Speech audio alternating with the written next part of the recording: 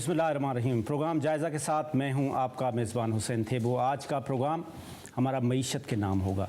क्या वाकई ये जो नई केयर टेकर गवर्नमेंट आई है इनकी सिमत ठीक है, ये सही डायरेक्शन में जा रहे हैं? हमारा जो बिजनेसमैन है वो सेटिस्फाइड है? क्या डॉलर की जो फ्लक्चुएशन है उसमें कंट्रोल आ सकता है?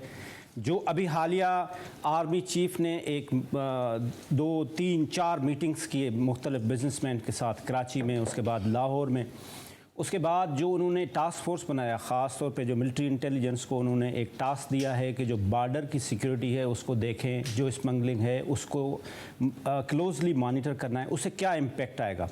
क्या ये पॉसिबल है कि जो अफ़गान ट्रेड है उसको हम रेगुलराइज कर सकें? क्या ये पॉसिबल है कि हम इन सारी चीज़ों को रोक सकें? क्या ये पॉसिबल है कि जो बिजनेसमैन का ट्रस्ट बिल्डिंग जो शेक हो गया है उसको हम दोबारा बहाल कर सकें? क्या पाकिस्तान में 22 से 25% की जो इंटरेस्ट रेट है उसके ऊपर बिज़नेस करना वायबल है? नई इंडस्ट्री लग सकती है? मुल्क किस समत जा रहा है?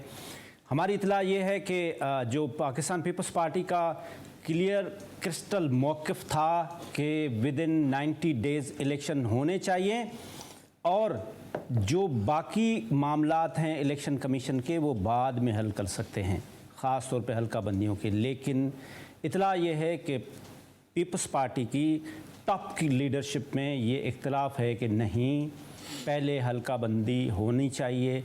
इसका मतलब ये है कि इलेक्शन फिर 90 दिन में नहीं होगी। अगर 90 दिन में नहीं होगी तो क्या ये मुल्क सही सिमत पे जा सकता है? हमारा जो ट्रेड है, हमारा जो इंटरनल और एक्सटर्नल सिचुएशन है, इसको हम कंट्रोल कर पाएंगे? हमारे साथ मुस्तनद पैनल है। सबसे पहले शब्बर ज़ैदी साहब, किसी तारुफ के लिए पाकिस्तान के इकनॉमिक के साइंटिस्ट हैं। शब्बर ज़ैदी साहब, आपका बहुत बहुत शुक्रिया, आपने हमें टाइम दिया। मियाँ जाहिद साहब लीडिंग बिजनेसमैन हैं, एनालिस्ट हैं। सर, आपका बहुत बहुत शुक्रिया, आपने हमें टाइम दिया। इसके साथ खालिद तवाब साहब, किसी तारुफ के मोहताज नहीं है, बिजनेस लीडर हैं, APCCI के फार्मर प्रेसिडेंट हैं। सर, आपका बहुत बहुत शुक्रिया, और आप मुख्तलिफ मीटिंग्स में भी होते हैं। शब्बर ज़ैदी साहब, सबसे पहले आपके पास आते, आपने ये हालिया डेवलपमेंट्स देखे, जो चीफ साहब ने जो एक्सट्रीम जाके स्टेप्स लिए हैं और जो टास्क फोर्स बनाए हैं और उन्होंने तय किया है कि अभी किसी को भी हम नहीं छोड़ेंगे। मैं आपसे सुनना चाह रहा हूँ कि वाकई ऐसा हो सकता है? ये जो मैंने इंट्रो में बातें की, क्या ये पॉसिबल है कि हम इस ट्रेड को वो वाइट कर सकें, अफ़गान ट्रेड को, ख़ास तौर पे बॉर्डर की एक्टिविटीज़ को जो ईरान से है, अफ़गानिस्तान से, इसको रोक सकें, इसको वाइट मनी में ला सकें? ये जो गैम्बलिंग करने वाले, डॉलर को ऊपर नीचे फ्लक्चुएट करने वाले गैम्बलर बैठे हैं, इनको कंट्रोल कर सकेंगे? आपने बहुत सारे सवाल ही बहुत बड़ा, इसलिए आपको काफ़ी टाइम होगा कि आप इस बहुत बड़ा सवाल है सर। मैं बारी बारी चलता हूँ जी। पहले अफ़गान ट्रांजिट ट्रेड को। अफ़गान ट्रांजिट ट्रेड का जो मसला है हुसैन साहब, वो ये है कि अफ़गानिस्तान के लिए जो चीज़ें आ रही हैं उसमें कोई क्वांटिटेटिव हमारे पास रिस्ट्रिक्शन नहीं है। मिसाल के तौर पे ये गिलास आ रहा है, अफ़गानिस्तान की आबादी 80 लाख है और गिलास आ रहे हैं 50 करोड़, और वो गिलास जब आते हैं विदाउट ड्यूटी अफ़गानिस्तान के लिए तो रास्ते में से निकल जाते हैं और पाकिस्तानी मार्केट में बिकते हैं। इसका बेहतरीन जो मिसाल है वो पाकिस्तान में रेशमी कपड़ा है। रेशमी कपड़ा पाकिस्तान में ना बनता है इस वक्त, ना पाकिस्तान के लिए इंपोर्ट होता है, और सारे पाकिस्तान में रेशमी कपड़ा अवेलेबल है। उसमें से बहुत बड़ी तादाद अफ़गान ट्रांजिट ट्रेड की है। इसके 2 तरीके हो सकते हैं कि आप उन ट्रकों को रोकें, ये करें वो करें, वो एक तरीका है। मगर मैं हमेशा से ये बात कहता हूँ और मैं आज भी दोबारा कह रहा हूँ, ये तरीका सही नहीं है, वो लॉन्ग टर्म में फ़ायदेमंद नहीं होता। आपको नेपाल की तरह, नेपाल है, चेक रिपब्लिक है, दुनिया में बहुत सारे ममालिक हैं जो कि लैंड लॉक्ड हैं, तो उसके मुआहदे में ये लिखा होता है कि वो चीज़ इम्पोर्ट कर सकता है उतनी जितनी उसकी ज़रूरत हो। ठीक, तो हमें फौरी ज़रूरत है कि हम अफ़गान ट्रांजिट ट्रेड की में रिस्ट्रिक्शन लगाएं, क्वांटिटेटिव, पहली बात।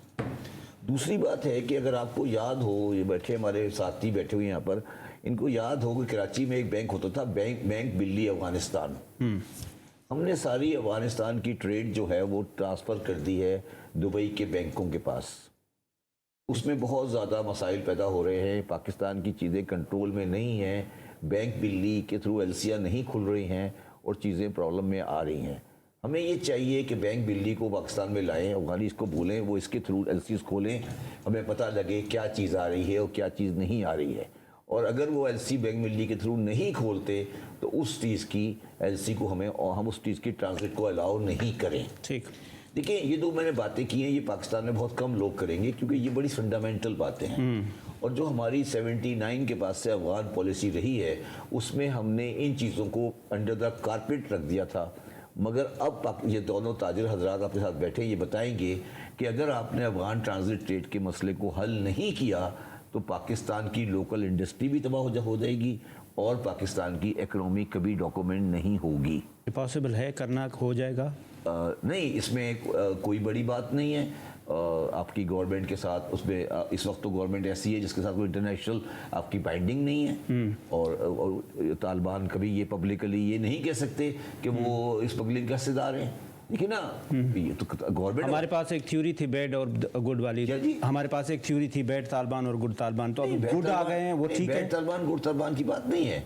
अफगानिस्तान के रूलर्स हैं, अगर मैं उन्हें कह रहा हूँ कि सर आपकी चाय की रिक्वायरमेंट अगर 5 किलो है तो आप 25 किलो क्यों मंगा रहे हैं? चले उसको छोड़ दें, आप बैंक बिल्ली के थ्रू एलसी खोलें, सब हमें नजर आ जाएगा क्या क्या खुल रहा है क्या नहीं खुल रहा।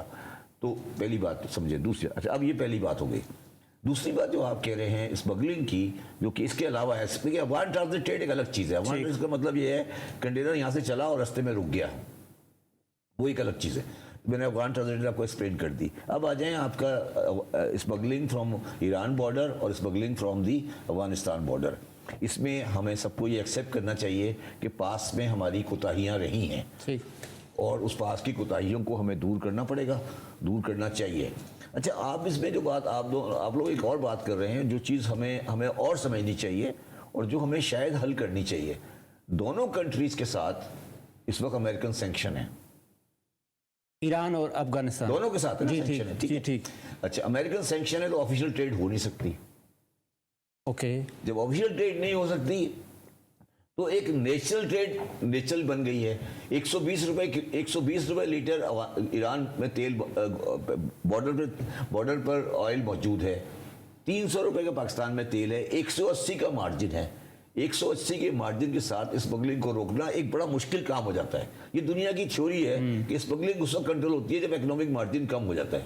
ठीक है, same is the case with Afghanistan. Afghanistan में क्या है कि अफगानिस्तान से कोयला आ रहा है, चीनी जा रही है, ठीक है, हम ट्रेड कर नहीं सकते। तो मैं जो हुसैन साहब ये कह रहा हूँ कि ये जो इंटरनेशनल फॉरेन अफेयर्स के इश्यूज आ गए हैं दोनों के साथ, दोनों कंट्री का जो इंटरनेशनल एम्बार्गो अमेरिका के खिलाफ है, ये पाकिस्तान को बहुत शदीद नुकसान पहुंचा रहा है। अब पाकिस्तान को थोड़ा सा आगे बढ़कर यूएस को एंगेज करना पड़ेगा कि उन्हें ये समझाना पड़ेगा कि सर ये वो इन दो चीज़ों की वजह से हमें ट्रेड नहीं हो पा रही, हमें कम से कम बार्टर की ट्रेड की इजाज़त दें, क्योंकि ये कोई भी कंट्री, देखिए हमारा कसूर नहीं है। 1800-1900 मील की बॉर्डर को कोई भी दुनिया का कंट्री कंट्रोल नहीं कर सकता। और जब इस साइड पे इतना बड़ा प्राइस डिफरेंशियल है तो मसला। तीसरी बात जो आपने की करेंसी वाली, इसको मैं थोड़ा और एक्सप्लेन कर देता हूँ आपको। देखिए, पाकिस्तान के अंदर 31,000 या 30 बिलियन डॉलर की रेमिटेंस आती है। 30 के करीब आसपास। जिस कंट्री के अंदर 30 बिलियन की रेमिटेंस आए और वो जनरली छोटे छोटे वर्करों के साथ हो, उसमें आपको हवाला और ट्रांजैक्शन को मैनेज करना बड़ा मुश्किल पड़ जाता है। अब मैं पहले आपको हवाला समझाता हूँ कि हवाला क्या होता है। हवाला ये होता है जिसमें करेंसी कभी मूवमेंट नहीं होती, डॉलर कभी आता नहीं है, वो वहाँ पे दे देता है, यहाँ पे आके उसका भाई वहाँ दे देता है, का बेटे से आपका भाई देता है, टेक्निकली पैसा आ जाता है मगर करेंसी मूवमेंट नहीं होती। इसको हवाला बोलते हैं, ठीक है। इसको कंट्रोल कैसे किया जा सकता है? हवाले का दुनिया में कोई कंट्रोल नहीं है। ये बात मैं बिल्कुल अगर कोई आदमी ये कहता है कि वो हवाले को कंट्रोल करे, मैं भी हवाला करता हूँ ना। मैंने कहा यार, मेरी बहन ने कहा कि यार ये एक चीज़ भिजवा देना, एक कपड़े का सूट, ठीक है, वो मैंने उसको कपड़े का सूट भिजवा दिया, उसने फिर मेरे भाई को जाके पैसे दे दिए। ये भी हवाला ही है टेक्निकली, ठीक है। बड़ा हवाला छोटा हवाला होता है। हवाला कभी रुक नहीं सकता दुनिया में, याद रखिएगा, इतनी बड़ी कैश फ्लो के साथ, ठीक है ना। अच्छा, अब जो बुनियादी खराबी पैदा हुई है ना हुसैन, वो पैदा हुई है कि हमने एक जानवर बनाया, जानवर मैं सिर्फ एनिमल के लफ्ज़ से कह रहा हूँ, जानवर बनाया जिसका नाम है एक्सचेंज कंपनी। ठीक। दुनिया में कहीं सिवाय दुबई के और सऊदी अरब के एक्सचेंज कंपनी नहीं होती। वो कैसे ट्रांजेक्ट करते हैं ये भी बताएं। सुने, अच्छा अब क्या होता है, दुनिया में मनी चेंजर होता है। ठीक। मनी चेंजर का मतलब होता है कि जब आप बाहर से आए, आपके पास एक फॉरेन करेंसी है, आप उसको देंगे और अपना रुपी करेंसी ले लेंगे। वो मनी चेंजर आपको डॉलर नहीं देता, कोई फॉरेन करेंसी नहीं देता, वो सिर्फ आपकी मनी चेंज करता है और आपको रुपी दे देता है। आपको अगर फॉरेन करेंसी चाहिए आपको, तो वो आप जाकर बैंक से लेते हैं, पाकिस्तान किसी अपने सेंट्रल बैंक से लेते हैं कि जनाब मुझे एलसी खोलनी है, मुझे ये करना है, मुझे जो करना है, मुझे जो करना है, वो सारी डॉक्यूमेंटेड होती है। ये होता है। अब हमने क्या किया, ये ड्यूरिंग 92 नवाज शरीफ साहब ने पीरा के ज़माने में एक नया जानवर क्रिएट किया, इसका नाम था एक्सचेंज कंपनी। अब एक्सचेंज कंपनी को आपने ये राइट दे दिया कि वो लोगों से करेंसी खरीदे और लोगों से करेंसी बेचे। ठीक है, आप कह रहे हैं कि इसकी कोई जरूरत ही नहीं। अगर आप मेरी बात मुझे आप फॉलो करते रहे हैं पिछले 10-12 साल से, मैं हमेशा से ये कहता रहा हूं कि एक्सचेंज कंपनियां बंद की जाएं। अच्छा, इसके बाद क्या हुआ, चले जी वो तो आपने फिर बना दी। उसके बाद आपने कहा कि यार 20 करोड़ की एक्सचेंज कंपनी बन जाती है। ठीक है, उस आदमी ने अरबों रुपए का ट्रांजैक्शन किया, 2 नंबर काम किया, उसके बाद कंपनी बंद, ताला लगा के बाहर चला गया। आपको उसका कोई स्टेक ही नहीं है, आपने ये देखा ही नहीं कि एक्सचेंज कंपनी वाला है कौन, ये कहाँ से आया है, कितना पढ़ा लिखा है, क्या है। तो अभी जो गवर्नमेंट ने एक कम से कम काम कर दिया, उन्होंने कहा यार एक्सचेंज कंपनी का जो मिनिमम कैपिटल है वो 50 करोड़ रुपए कर दिया। ठीक है, तो उन्होंने कहा बी कैटेगरी खत्म कर दी। ठीक है, और उन्होंने बैंकों को कहा कि आप एक्सचेंज कंपनियां बनाएं। ठीक है, जब एक्सचेंज कंपनियां बनाएंगे तो ये वाली एक्सचेंज कंपनियां खत्म हो जाएंगी, ये डॉलर कंट्रोल में आ जाएगा। अच्छा, अब इसमें तीसरी बात, आखिरी बात, वो ये है कि एक्सचेंज कंपनी जो है वो सारी एक्सचेंज कंपनियां कोई गलत काम नहीं करती, मगर वो क्योंकि करेंसी का काम करती हैं, जो उनमें से गलत काम करने वाले हैं वो काउंटर बन जाते हैं हवाले के लिए। राइट, मतलब वो हवाले का काउंटर बन जाता है कि यार ठीक है, आपको पता है वो आप उनको अनऑफिशियली जो है वो आपको कहते हैं यार मुझे हवाला करना है, बोलते आप कमरे में अंदर आ जाए, पीछे वाले कमरे में आ जाए, आपका हवाला हो जाएगा। तो ये एक्सचेंज का ये काम बैंक में नहीं हो सकता। राइट, तो ये वो आपने एक ऑफिशियली उनको एक ऑफिशियल काउंटर दे दिया हवाला करने के लिए। इसको खत्म करना चाहिए, तो सबको खत्म करना चाहिए। बिल्कुल ठीक है। मैं आपको बात, मियां जाहिद साहब, ये जो हालिया सरकमस्टेंसेस हैं, जिस तरह से ये अनरेस्ट है ख़ास तौर पे बिजनेसमैन में, ये जो मार्कअप है, इस पे क्या बिजनेस वायबल है पाकिस्तान में, या सब कुछ ठीक है? नहीं, सब कुछ तो बिल्कुल भी ठीक नहीं है। लेकिन बात यह है कि अगर आपका 22% इंटर बैंक रेट हो, उसके ऊपर फिर बैंक का मार्कअप हो, स्प्रेड जिसको कहते हैं 3-4%, तो 25, 26 या 27% मार्कअप के ऊपर दुनिया का कौन सा कारोबार चल सकता है? वही सिचुएशन पाकिस्तान में भी है कि इस वक्त पाकिस्तान में जो है वो बिज़नेस कम्युनिटी जो है वो बड़ी डिफ़िकल्टी में है और कारोबार चल नहीं सकते। असल इशू जो है कॉस्ट ऑफ डूइंग बिज़नेस का है कि जब आप बिजली की कीमतें मुसलसल बढ़ाए चले जा रहे हों, गैस की कीमतें मुसलसल बढ़ाए चले जा रहे हों, फिर गैस और बिजली की सप्लाई जो है वो भी अनइंटरप्टेड ना हो, उसको आप 5-5 महीने के लिए इंडस्ट्री की गैस बंद कर दें, तो इसका मतलब ये है कि आपका जितना भी प्रॉब्लम है वो सब इंडस्ट्री के ऊपर रिफ्लेक्ट करता है और इंडस्ट्री की cost of doing business exceed करती चली जा रही है। अच्छा, उस सिचुएशन में ज़ाहिर है कि आप अपनी प्लानिंग नहीं कर सकते, अपने कस्टमर को आप कोई कमिटमेंट नहीं कर सकते, और ये कि आप वर्ल्ड लेवल के ऊपर जब आप जाते हैं तो आपकी कॉस्ट ज़्यादा होती है। जब आपकी कॉस्ट ज़्यादा होगी तो आप इनकॉम्पिटिटिव हो जाएंगे और आपकी एक्सपोर्ट्स जो हैं वो सस्टेन नहीं कर पाएंगी। यही वजह है कि आपकी एक्सपोर्ट्स जो हैं पिछले साल 30 अरब डॉलर की थी, पिछले साल 26 अरब डॉलर की हो गई और इस साल तकरीबन ये होंगी 24 अरब डॉलर की। गिरती जा रही है। तो हर साल 2-3 अरब डॉलर की आपकी जो एक्सपोर्ट्स गिर रही हैं। देखिए ना, हमें तो डॉलर का क्राइसिस है और हम पूरी दुनिया में घूमते हैं 1-2 अरब डॉलर के लिए, मगर हम साथ में जितना उधर से 1-2 अरब डॉलर लेके आते हैं, यहाँ 2 अरब डॉलर 3 अरब डॉलर की हमारी एक्सपोर्ट कम हो जाती है। साथ ही साथ हमारी फॉरेन रेमिटेंस भी कम हो गई। वो 30 अरब डॉलर थी, फिर 27 हुई और इस साल शायद 25 अरब डॉलर हो। तो हमें 5-6 अरब डॉलर दोनों को मिला के हमारी जो टोटल इनकम है वो कम हो रही है और वो श्रिंक हो रही है। और दूसरी तरफ हमारा जो एक्सपेंडिचर है, हमने आर्टिफिशियल तरीके से पिछले साल इंपोर्ट को तो सप्रेस कर लिया। अब IMF की कंडीशन है कि आप इंपोर्ट को सप्रेस नहीं कर सकते और आपको इंपोर्ट को भी ओपन करना है। कल डॉक्टर शमशाद अख्तर ने भी कहा कि जी हमें इंपोर्ट से पाबंदियां हटानी है और लेकिन एक्चुअल जो ग्राउंड रियलिटी है वो ये है कि बिजनेसमैनों की एलसीज नहीं खुल रही और उसके ऊपर बैंक्स जो हैं उनको रोक रहे हैं। तो बात यह है कि डॉलर का क्राइसिस जो है वो बढ़ता चला जा रहा है। जब वो बढ़ता चला जाएगा तो आपकी एक तरफ तो एक्सपोर्ट कम हो रही है, रेमिटेंस कम हो रही है, और दूसरी तरफ आपका एक्सपेंडिचर जूंगा तू खड़ा है तकरीबन $75 अरब पे। इस तरह से अगर हमारा एक्सपोर्ट भी कम होता रहा, हमारे रेमिटेंस भी कम होते रहे, तो हम आगे किस तरह से सर्वाइव करेंगे। हम छोटा सा कमर्शियल ब्रेक लेते हैं, फिर ब्रेक के बाद आके खालिद तवाब साहब से पूछते हैं कि ये आए दिन एक तो एनर्जी के क्राइसिस भी हैं, रेट भी बढ़ रहे हैं। अब जब आप बाहर से कोई आर्डर लेते हैं दुनिया में से, तो वो तो कॉम्पीट कर रहा होता है ना, वो तो आपसे भी ले रहा होता है, बराबर वाले दुकान जो बांग्लादेश है उससे भी ले रहा होता है, बराबर में श्रीलंका का दुकान है उससे भी ले रहा होता है। तो आपका जो कॉस्ट ऑफ डूइंग बिजनेस है इतना हाई है, आप क्या दुकान अपना बेच सकेंगे। एक छोटा सा कमर्शियल ब्रेक।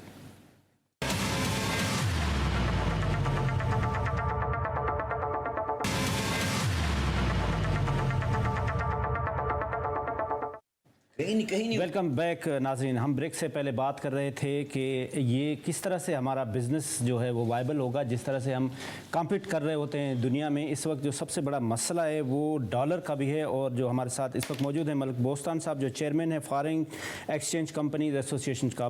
मलिक बोस्तान साहब, आपका बहुत शुक्रिया, आपने हमें टाइम दिया।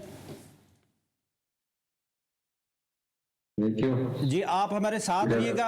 एक मैं सवाल खालिद तवाब साहब से करके फिर आपके पास आता हूँ। खालिद तवाब साहब, ब्रेक से पहले मैंने बात की कि जब आप बिज़नेस कर रहे होते हैं, आप पाकिस्तान के लीडिंग बिजनेसमैन हैं, तो आपको कॉम्पीट करना होता है। जब आप आर्डर बाहर से लेने जाते हैं, जो अभी शब्बर साहब ने बात की कि जब आप एक्सपोर्ट कर रहे होते हैं, तो फिर वहाँ पे जो आपके अलग अलग कॉम्पिटिटर होते हैं, वो बांग्लादेश होता है, वो आपका श्रीलंका होता है, वो आपका इंडिया होता है, वो आपका चाइना होता है। फिर आपका जो इस वक्त एनर्जी का रेट है, जो एनर्जी का क्राइसिस है, ये जो डूइंग बिजनेस है पाकिस्तान में, कितना डिफ़िकल्ट है, और आप उस इंटरनेशनल क्राइटेरिया को मीट कर पा रहे हैं। रही मैं थोड़ा सा एक पीछे जाऊंगा। आपने सवाल किया था सब कुछ ठीक है जी, तो पहला जवाब ये कुछ भी ठीक नहीं है। ओह, अच्छा, हर चीज़ जो है आज इंडस्ट्रियाँ बंद होती जा रही हैं। सही।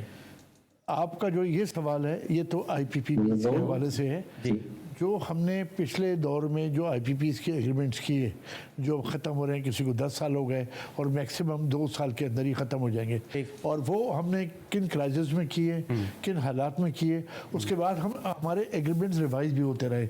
आज पोजीशन में ये है कि आज सारी गवर्नमेंट बैठ के सोचती है, सारे इंटेलेक्चुअल्स शहबाज अली साहब बैठ के सोचते हैं कि इसको किस तरह से हम एग्रीमेंट रिवाइज करें। लेकिन चूँकि आपकी इंटरनेशनल कमिटमेंट इतनी है और इस तरह की है कि आप उससे बैकआउट नहीं कर सकते, लिहाजा जो आईपीपी पाकिस्तान वाली हैं वो तो आप बैठ के उनके साथ कुछ चीज़ें नेगोशिएट कर लें।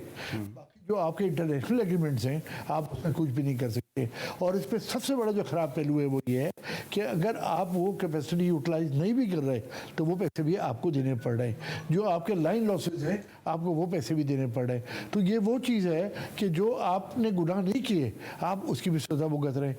ये तो हमारे शब्बर जैसी साहब जिस तरह बैठे ही FBI के चेयरमैन थे, जितनी चोरियाँ और लोग करते थे जो टैक्स नेटवर्क पे नहीं थे, उस पर भी जो टैक्स नेटवर्क पे है उसी का गला फाड़ा जाता है, जी आप पैसे दे दें। हमने बात ही बहुत दफ़ा कही जी ये तो बड़ा जुल्म है, टैक्स नेटवर्क बढ़ना चाहिए, नहीं बढ़ा।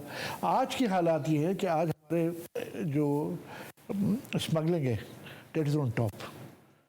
और थोड़ा सा मैं इनसे शहबाज साहब से डिफ़र करूँगा। इन्होंने कहा कि हम ईरान से और अफगानिस्तान से कारोबार लीगली नहीं कर सकते। इंडिया कैसे कर रहा है?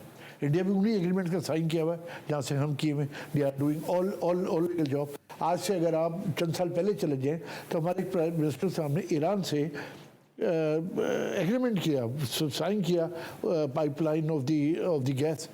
हम अगर दूसरे सबसे पहले जो हमारे मर्सदार लोग हैं वो पहले देखें हमारे मुल्क के मफाद में क्या है। अगर हमारे मुल्क के मफाद में वो गैस पाइपलाइन है, पेट्रोल लाइन थी, और जो उन्होंने बॉर्डर तक लाके खड़ी कर दी है, और उसका उन्होंने उस सब भी ये किया था कि अगर आपने ये एग्रीमेंट पूरा ना किया तो एक बहुत बड़ा जुर्माना आपको भरना पड़ेगा। अब हम फिर वो ईरान के साथ हमारे, तो हमें जो बड़ी ताकतें हैं I am not talking about IMF तो एक बैंक है। हमें अमेरिका से बात करें कि जो सहूलत है आप वो सहूलत इंडिया से इन्फ्लुएंस में आके दे रहे थे, व्हाई नॉट पाकिस्तान? बिल्कुल सही बात। आप पाकिस्तान को भी वही सहूलत दे दीजिए। मलिक बोस्तान साहब, हम ब्रेक से पहले एक बात कर रहे थे कि हमारे पास, मैं डॉलर पे भी आता हूं, लेकिन एक सवाल ये था कि जो हमारे 32 बिलियन डॉलर का हमारे रेमिटेंस हैं, आपके अंदाजे के मुताबिक ये रेमिटेंस कितना % लीगली आता है? ये तो लीगल की बात हो रही है। सारा लीगल ही आता है, लीगल ना होता जो नहीं आता वो है। अच्छा, ये सारा लीगल नहीं अच्छा, आता वो है। कितना % है जो इलीगल आता है पाकिस्तान में? यस, ये है क्वेश्चन। वो अलग सवाल। कोई पैमाना नहीं है, लेकिन जो हमारे वर्कर में डेस्क का जो फिगर है इसके आना चाहिए वो 3 अरब डॉलर महंगा होना चाहिए, क्योंकि इस वक्त हमारे 1 करोड़ 20 लाख वर्कर बाहर काम करते हैं, और वो अगर $300 भी भेजें तो $3600 मिलियन बनते हैं। तो ये बाकी जो आता है 2 अरब, बाकी तो सारा इसका मतलब वहाँ रुक जाता है, या फिर इंडिया वाले के जरिए आता है, या लोग अपने वहाँ ही रोक लेते हैं, अच्छा, बैंकों में जमा करा देते हैं। अच्छा, ब्रेक से पहले शब्बर जैदी साहब ने जो ये आपके एक्सचेंज कंपनी है, इनको सारों को कटोरों में खड़ा किया है कि ये सबको नहीं किया। प्रॉब्लम का जो जड़ है वो ये है। आप एग्री करते हैं मलिक बोस्तान साहब? सबको नहीं किया। ये शब्बर साहब हमारे भाई है, और हमें बड़ा दुख भी हुआ है, हमसे बात कर लेते हैं, इनका जो डैड इनकी बात पूरी दुनिया में फैल जाती है।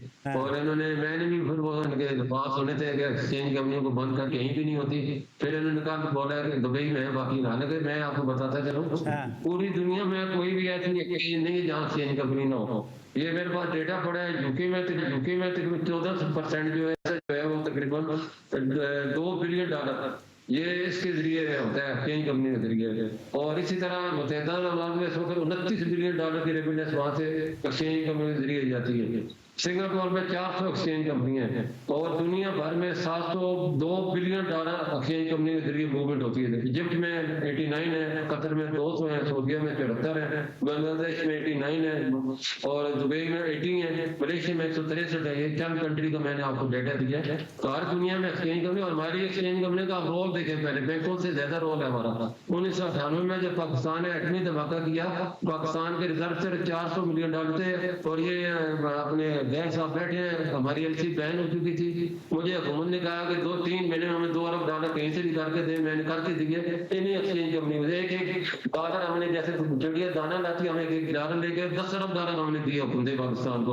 और अभी तक हम $70 बिलियन मुल्क में ला चुके हैं, इसमें $50 बिलियन हमने गवर्नमेंट पाकिस्तान को दिए अभी तक। तो अभी पिछले 10 सालों में डेटा $31 बिलियन हमने हुकूमत पाकिस्तान को कमर्शियल बैंकों को जरिए दिए। मलिक साहब, ये जितना मलिक साहब, ये हम शब्बर जैदी साहब से जवाब दे लेते हैं जी। शब्बर जैदी साहब कह रहे हैं कि ये जो आप कह रहे हैं कि ये एक्सचेंज कंपनियां नहीं होनी चाहिए, उन्हें दुनिया का सारे मिसाल दिए कि ये जो बड़े बड़े इस वक्त डेवलपिंग कंट्रीज हैं वहाँ पे ये एक्सचेंज कंपनी इंडिया में है। चले एक मिसाल आप इंडिया में है, मुझे बता दें किसी और किस कंट्री में है। मैं बांग्लादेश में है ना, वो बता रहे हैं। नहीं, ऐसा सुने, मेरी बात सुने। हाँ। देखिए, मलिक साहब जानते हैं, मेरा मलिक साहब से बहुत पुराना रिश्ता है। मैंने सारी एक्सचेंज कंपनियों को नहीं कहा। हमारा मसला ये नहीं है कि एक्सचेंज कंपनी को बुरा एनिमल है।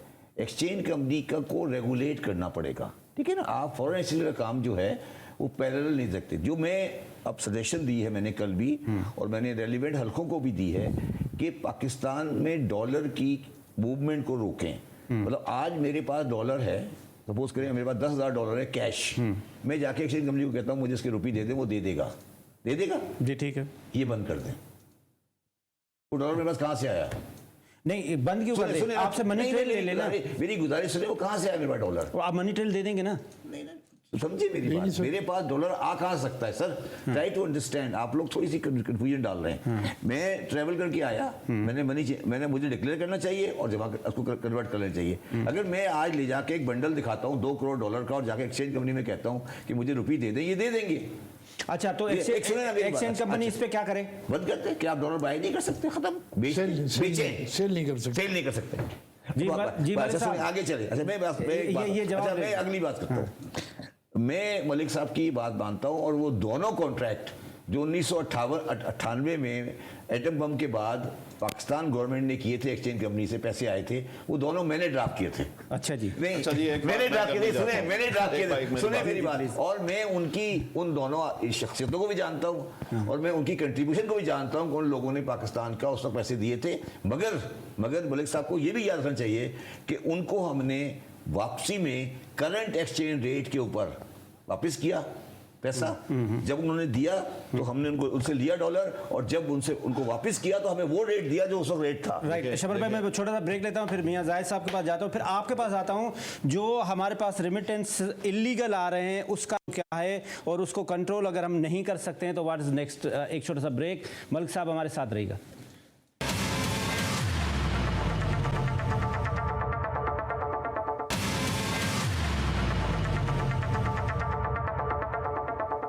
Welcome back. शबर जैदी साहब, कल मैं एक 20 ग्रेड के ब्यूरोक्रेट्स के पास बैठा हुआ था, उसने मुझे बताया कि भाई एक छोटा सा बिजनेसमैन इतनी सी एक थई पैसों की मेरे 3 महीने की तनख्वाह साथ लेके 5000 के नोट लेके घूम रहा होता है, ये फौरी तौर पे ख़त्म होने चाहिए। ये पाकिस्तान का हाल है।